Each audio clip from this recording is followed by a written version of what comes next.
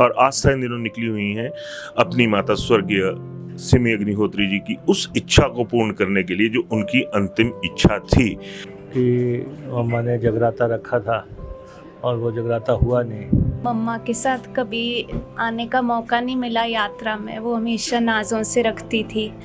और माता ने मुझे जिन परिस्थितियों में बुलाया है, मेरी यही दुआ रहेगी किसी और को इन परिस्थितियों में यहाँ ना आना पड़े। हमने 5 चुनाव जीते, 5 दफ़ा वो यहाँ पे पैदल आई, लेकिन ये यात्रा कितनी टफ है। लगभग हमारे घर से 85 किलोमीटर दूर है। माता रानी के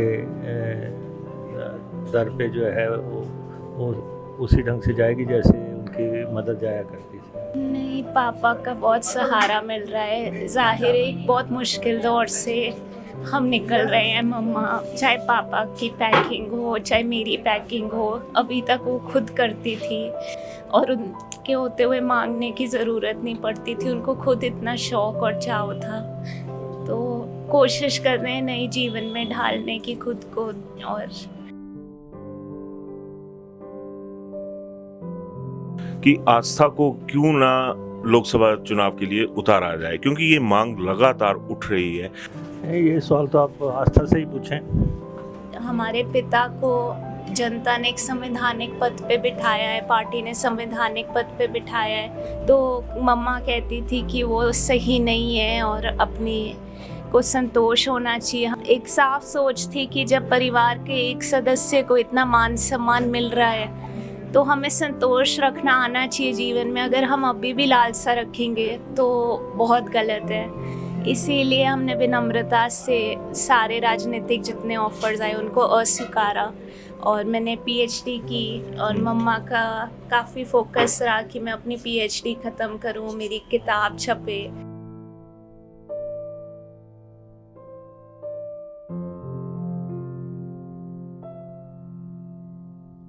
तो आगे भी वही कोशिश करूंगी जो मम्मा ने रास्ता दिखाया है, जो आदर्श हैं। ये है एक सामाजिक सरोकार कि परिवारवाद जो है वो कांग्रेस में बहुत ज़्यादा है, लेकिन अगर संस्कार बच्चों को दिए जाते हैं तो वो निभाए भी जाते हैं। ये आस्था ने आज साबित कर दिया। आस्था, लगभग आप 90 किलोमीटर की यात्रा अभी तक इसको कंप्लीट कर चुके हैं। पाँव में छाले आ गए, सारे आ गए। कभी सोचा था कि ऐसा दिन भी आएगा? नहीं, मैं कभी सोच भी नहीं सकती थी। और अक्सर मम्मा जब यात्रा पर निकलते थे, मैं उनको भी मजाक करती थी कि आप कठोर सुखनाएं कर लेते हो, आप ही पूरा कर सकते हो। माता कष्ट देती है तो हिम्मत भी वही देती है, शक्ति आगे बढ़ने की भी वही दे रही है।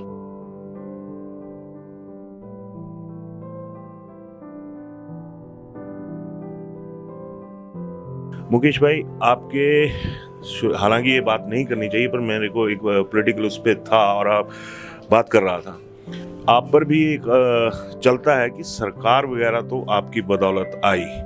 आज की डेट में इतने संस्कार अगर आपके परिवार से आगे बढ़ रहे हैं तो कांग्रेस का जो परिवार है उसमें इन संस्कारों का घाटा हाल फिलहाल नजर क्यों आ रहा है? अभिवादन स्वीकार करें, मैं उदय पठानिया। आज मैं चिंतपूर्ण में हूँ और मेरे साथ हैं आस्था अग्निहोत्री।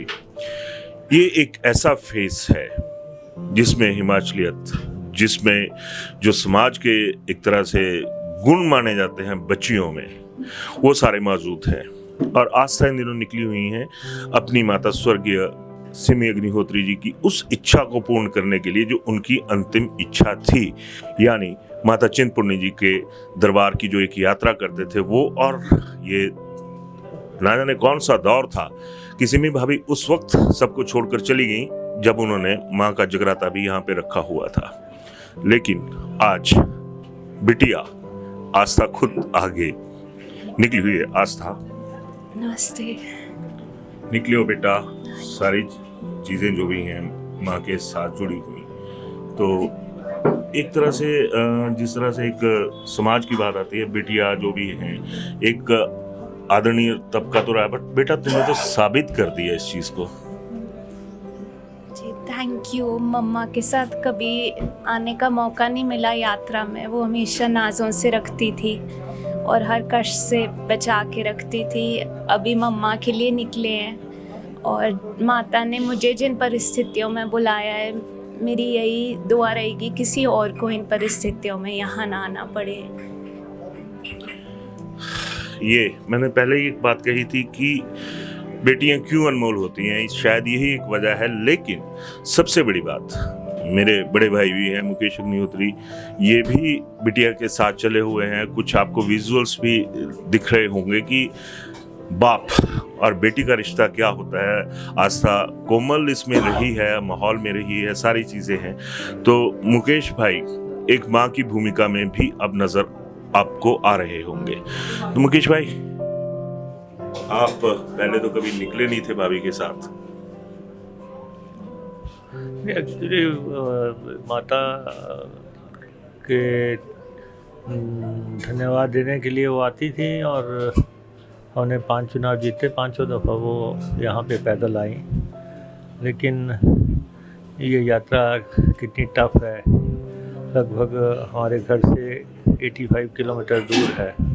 तो आस्था का संकल्प था कि मम्मा ने जगराता रखा था और वो जगराता हुआ नहीं।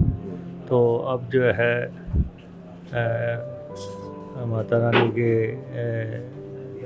दर पे जो है वो उसी ढंग से जाएगी जैसे उनकी मदर जाया करती थी। आस्था बेटा, ये सारी जो भी चीज़ें हैं, अब भाभी रही नहीं, वैसे तो यहीं पे है हमारे साथ।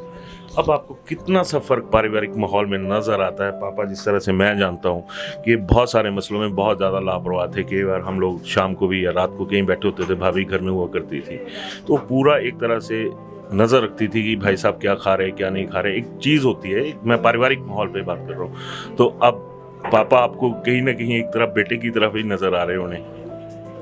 नहीं, पापा का बहुत सहारा मिल रहा है। जाहिर है एक बहुत मुश्किल दौर से हम निकल रहे हैं। मम्मा, चाहे पापा की पैकिंग हो चाहे मेरी पैकिंग हो, अभी तक वो खुद करती थी।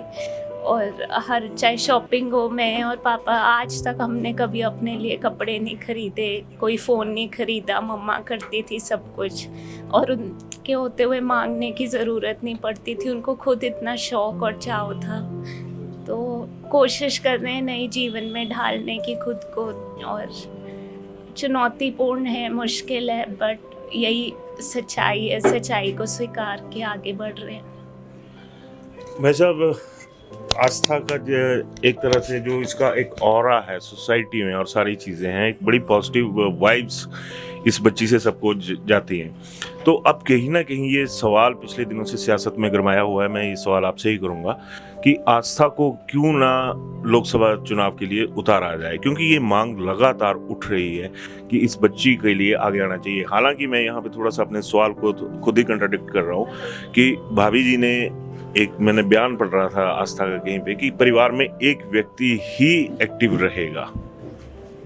ये सवाल तो आप आस्था से ही पूछें। आस्था जी, मुझे कई ऑफ़र आए, सरकार बनने से पहले भी राजनीति में आने के मौके मिले, पर हमारी सोच साफ थी कि जब हमारे पिता को जनता ने एक संवैधानिक पद पे बिठाया है, पार्टी ने संवैधानिक पद पे बिठाया है, तो हम में महत्वाकांक्षा नहीं होनी चाहिए कि सारा परिवार ही महत्वाकांक्षा करने लगे, लालसा लोभ रखे।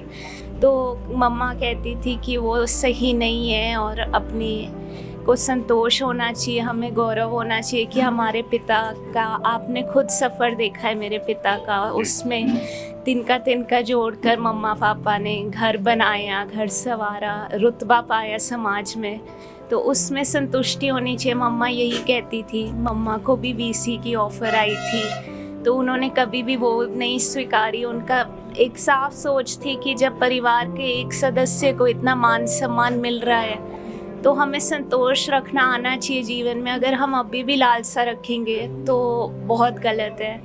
इसीलिए हमने विनम्रता से सारे राजनीतिक जितने ऑफर्स आए उनको अस्वीकारा और मैंने पीएचडी की। और मम्मा का काफ़ी फोकस रहा कि मैं अपनी पीएचडी ख़त्म करूं, मेरी किताब छपे। एकेडमिक्स में उनको शौक़ था। अभी भी मुझे हेग भेजा हुआ था पढ़ने के लिए कि इंटरनेशनल कोर्ट कैसे चलते हैं, ये सब तुम्हें आना चाहिए। तो उसी पे मेरा फोकस था। तो आगे भी वही कोशिश करूँगी जो मम्मा ने रास्ता दिखाया है, जो आदर्श हैं कि मौजूदा समय में पापा राजनीति में हैं तो कोई औचित्य ही नहीं है कि मैं भी आऊँ राजनीति में। ये है एक सामाजिक सरोकार, नहीं तो ये एटलीस्ट यहाँ पे मैं इतना ज़रूर कहूँगा, इन दोनों के सामने बोल रहा हूँ कि बकाया ये आरोप लगते हैं कि परिवारवाद जो है वो कांग्रेस में बहुत ज़्यादा है, लेकिन अगर संस्कार बच्चों को दिए जाते हैं तो वो निभाए भी जाते हैं। ये आस्था ने आज साबित कर दिया। और आस्था की बातों से पता लग गया होगा कि भाभी को वीसी की ऑफर भी थी, बाकी चीज़ें भी थी, लेकिन उनको डिनाई करना आना चाहिए। तो एक बहुत एक पॉजिटिव साइन है जो आज की सियासत में देखने को नहीं मिलता है। आस्था, लगभग आप 90 किलोमीटर की यात्रा अभी तक इसको कंप्लीट कर चुके हैं, पाँव में छाले आ गए, सारे आ गए। कभी सोचा था कि ऐसा दिन भी आएगा? बिना नहीं, मैं कभी सोच भी नहीं सकती थी। और अक्सर मम्मा जब यात्रा पर निकलते थे मैं उनको भी मजाक करती थी कि आप कठोर सुखनाएं कर लेते हो, आप ही पूरा कर सकते हो। और कभी नहीं सोचा था कि हम यहाँ तक पहुँच पाएंगे। पर माता कष्ट देती है तो हिम्मत भी वही देती है, शक्ति आगे बढ़ने की भी वही दे रही है। कभी नहीं सोचा था कि मैं यहाँ तक पहुँच पाऊँगी पैदल कभी।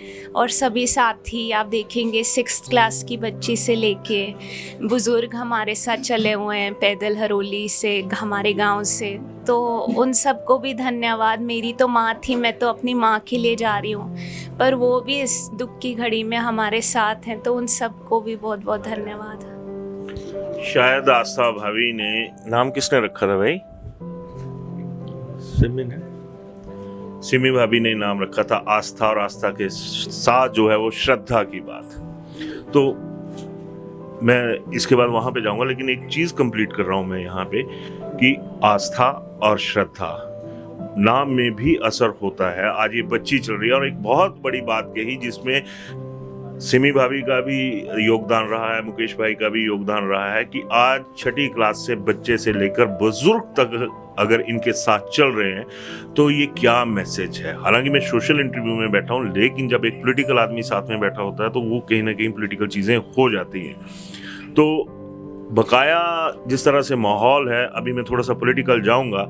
मुकेश भाई, आपके, हालांकि ये बात नहीं करनी चाहिए पर मेरे को एक पॉलिटिकल उस पर था और आप बात कर रहा था, आप पर भी एक चलता है कि सरकार वगैरह तो आपकी बदौलत आई। आज की डेट में इतने संस्कार अगर आपके परिवार से आगे बढ़ रहे हैं तो कांग्रेस का जो परिवार है उसमें इन संस्कारों का घाटा हाल फिलहाल नजर क्यों आ रहा है? नहीं, देखिए, हम एक पारिवारिक यात्रा में चल रहे हैं, हम एक निजी यात्रा पे हैं। और इस समय मैं सियासत से जुड़ा आपके किसी सवाल का जवाब नहीं देना चाहता। ठीक है, तो मैं ज़्यादा वक्त नहीं लूँगा। एक बार मैं फिर आस्था को इसके लिए साधुवाद देता हूँ कि जिस माहौल में एक तरह का सारी चीज़ें चलती हैं, लेकिन जो संस्कृति है, जो सरोकार हैं, जो सामाजिक सरोकार हैं, उनमें एटलीस्ट अगर मैं ये कहूँ कि ये जो बिटिया है वो एक साधारण परिवार से है। कोई कह नहीं सकता कि ये डिप्टी सीएम की बेटी है या उस व्यक्ति की बेटी है जो विपरीत परिस्थितियों में यहाँ पर सरकार लाने में कामयाब रहे थे। तो आस्था के लिए मेरी शुभकामनाएं बहुत बहुत, और ऐसी बेटी हर घर में मिले। और सिमी भाभी, चलो बेटा, है ना? ठीक है भाई, थैंक यू वेरी मच। तो आस्था के साथ आपको क्या बातचीत कैसी लगी, और आस्था में जो इसके अल्फाज थे या इसके जो भाव थे, क्या उनमें कहीं आपको सियासत वाली नाटकीयता नजर आई या फिर आपको अपने घर की बेटी नजर आई? ये जरूर बताइएगा। धन्यवाद। शिमला होटल, घर के बाहर घर जैसा अपनापन। अपने वेकेशंस को सुनहरी यादों में पिरोएं शिमला होटल के साथ। राजसी वैभव और राजस्थानी आव भगत जो देगी आपको एक रॉयल फील। हिमाचल वासियों के लिए जयपुर में ठहरने का अपना hotel Shimla hotel. Heritage above 1, हवा महल रोड, चांदी की टकसाल, जयपुर।